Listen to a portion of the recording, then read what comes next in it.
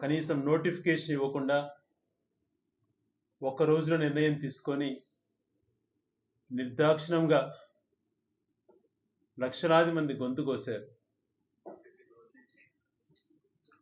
మా ఆవేదనను చెప్పాలనుకున్నా, మా ఆలోచనలు ఏంటి అన్నటువంటిది ఏమాత్రము పరిశీలన చేయకుండా గతంలో నేను జరుగుతున్న పరిణామాలు వివరిస్తున్నా చాలా మందికి ప్రభుత్వం చేసేటువంటి మోసాలు అర్థం కాక ప్రజలతో ఎన్నుకున్న ప్రభుత్వం ప్రజాస్వామ్యంలో అంత ద్రోహం చేయరు అని చెప్పి అనుకున్నటువంటి సమయంలో నిర్దాక్షిణంగా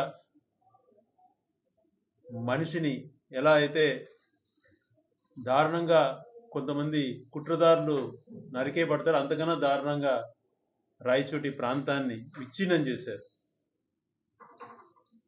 చెప్పుకుంటే పోయేటువంటి బాధ కాదు. ఎక్కడ త్వరగా మళ్ళీ ఈ ప్రజల నుంచి తిరుగుబాటు వస్తుందనో, లేకపోతే ఈ ప్రజల నుంచి లీగల్ పాయింట్స్ వస్తాయో అనే ఆస్పెక్ట్లో భయపడి పక్కా